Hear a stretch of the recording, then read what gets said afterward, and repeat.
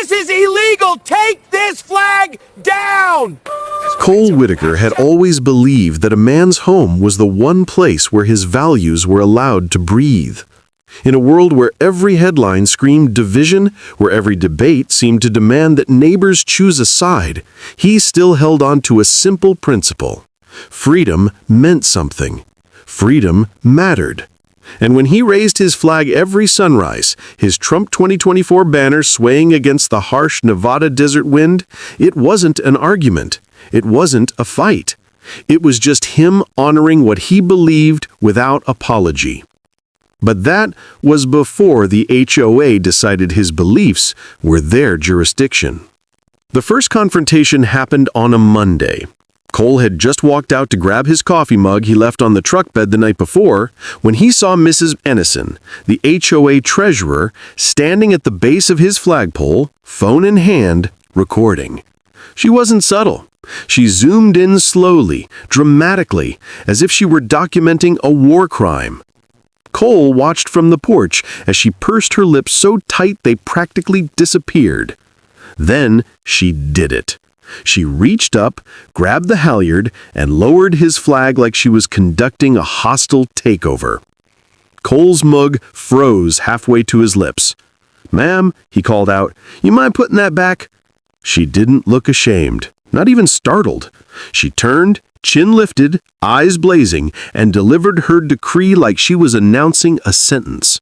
Political paraphernalia is prohibited outside election months. This is a violation. Cole walked closer, boots crunching on gravel. "That pole is on my property." "That flag," she said, folding it like a sheriff bagging evidence, "is against HOA standards. Remove it again, and your fine will begin immediately."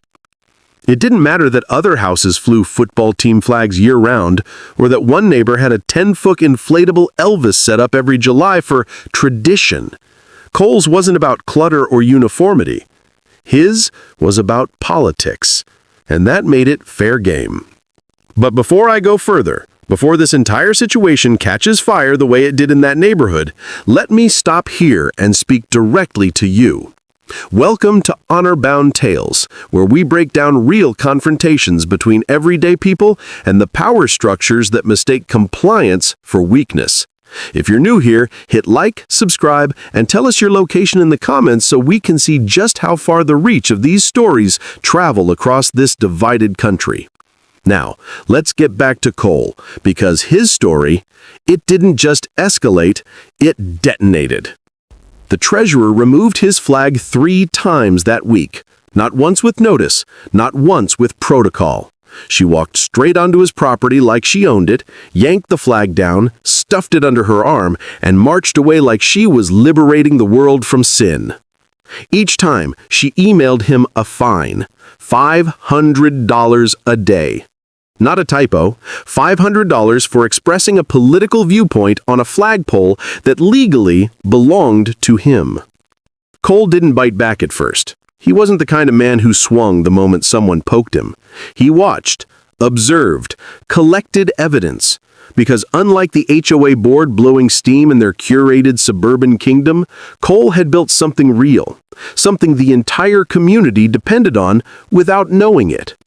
See, years ago, before the neighborhood even existed, Cole founded Whitaker Installations, a company that built industrial flagpoles for schools, stadiums, and municipal entryways.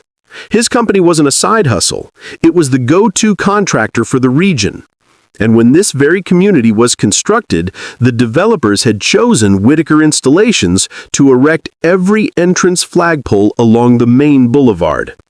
10 enormous poles, each one engineered to withstand desert hurricanes, each one custom-built, each one installed under a contract nobody in the new HOA leadership had ever read.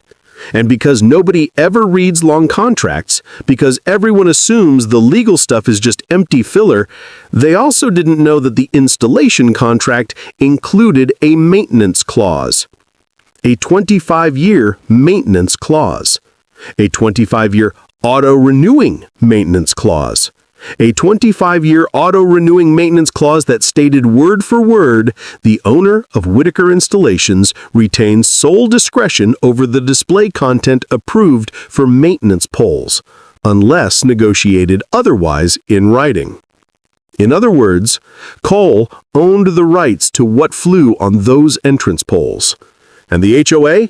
They couldn't do a damn thing about it. But Cole didn't fire back immediately. No, he waited. He replayed the footage of the treasurer trespassing on his yard, removing his flag like she was the savior of an oppressed nation. He watched her smug emails pile up. He read the board's internal newsletter, sent him by a sympathetic neighbor, where they called him the extremist on Redwood Bluff, and said things like, "People like him destroy the neighborhood aesthetic." People like him. That hit differently. He'd served his country. He'd hired people from every walk of life. His company, his pride, was built on discipline and respect. And here were 3 HOA board members acting like they were the guardians of morality, punishing him because his beliefs didn't align with theirs. Cole wasn't a man who picked fights, but he finished them. On Thursday night, he walked into his office, lights low, only the hum of the AC filling the room. He unlocked the digital vault where old contracts lived. He didn't look angry when he opened the file. He looked resolved. The next morning at sunrise, the neighborhood awoke not to calm desert wind, but to a scene straight out of a political earthquake. Every single one of the 10 enormous entrance flagpoles, visible from half a mile away, flew a brand new, enormous, high-grade Trump flag. The kind used at rallies. The kind with wind tunnel stitching, bright colors, and reinforced borders. Flags so large they snapped like thunder in the wind, the sound echoing down the boulevard like cannons. Drivers slowed down. Some stopped completely. Neighbors came outside in pajamas. Cars pulled off the road just to stare. And the HOA board? They came running. The treasurer was first, robe flying, hair barely brushed, shouting, "This is illegal! This is political warfare!" Cole leaned against his fence, sipping coffee, watching them scramble at the entrance through binoculars. He didn't have to be close to hear the tone of panic in their voices. He knew they would check the polls. He knew their faces would crumble when they saw the contractor plate welded to each base. Whitaker Installations, maintenance exclusive. They called an emergency meeting within an hour. Not a friendly one, a frantic one. Cole attended. He walked in with the calm of a man holding every card in the deck. The board sat at the long conference table, their faces tight, frustrated, and increasingly fearful. The treasurer glared at him like he had personally declared civil war. "Mr. Whitaker," she spat, "you have caused a political incident at the entrance of our neighborhood." Cole sat down slowly. "I followed the contract." "There is no contract that permits this display," she shouted. "Actually," Cole said, pulling a folder from his coat, "there is." He slid the original signed contract across the table. They read it. Their faces drained. The words were clear. The meaning was undeniable. And the auto-renewal clause? Ironclad. One board member, Gretchen, sank back into her chair like her spine had melted. "This is impossible," she whispered. "Who agreed to this?" "The developers," Cole said, 20 years ago. "And since you never renegotiated the maintenance clause, it renewed 3 years ago. That makes me," he tapped the contract with one finger, "untouchable." Silence strangled the room. The treasurer looked like she wanted to flip the table. "This is manipulation." "No," Cole said. "You've been trespassing on my property. You've been finding me illegally. You've targeted me for political expression. What I did was simply remember that contracts matter. Freedom mattered. And I'm done being bullied." "You put up giant Trump flags," she snapped. Cole leaned forward. "You tore down my small one 3 times. You escalated, not me." The board tried to recover. They tried to find loopholes, but the legal language pinned them like insects under glass. One by one, they realized they had no recourse. The next twist came not from Cole, but from the county legal office, because when the treasurer filed a complaint accusing Cole of political harassment, the county attorney read the contract and dismissed her claim within an hour. In the dismissal letter, he even added a note about the importance of honoring free expression on private and contract-controlled property.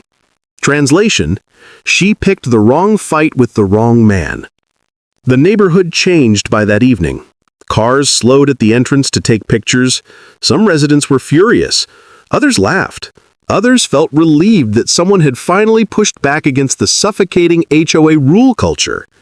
But the treasurer, she spiraled. She attempted to fine Cole again, illegally, and this time Cole fought back with his attorney. Within days, the HOA was required to reimburse him for the fines they had levied and paid damages for violating his property rights. At the next board meeting, half the community showed up demanding her removal. She resigned in humiliation, her authority evaporating faster than the ink on the violation letters she used to hand out. And the biggest twist? Those entrance flags? They stayed. Because the contract remained active. Because the clause remained binding. Because the board couldn't override 25-year infrastructure agreements they had never bothered to read. The next morning, Cole walked outside with his coffee, looked down the long boulevard, and watched the massive flags waving boldly in the desert wind. Whether you liked Trump or hated him, the symbolism was clear. You cannot bully a man who built the very things you stand under. He didn't cheer, he didn't gloat, he didn't rub it in. He simply raised his own small Trump flag again, tied the halyard neatly, and let it rise. This time, nobody touched it. Nobody dared. So if you're still watching, make sure you like, subscribe, and comment your location so we can see how far Honorbound Tales reaches across this country. And before you scroll away, let me leave you with this final question. What's the most unexpected moment in your life when someone tried to silence you and found out you were far harder to erase than they thought?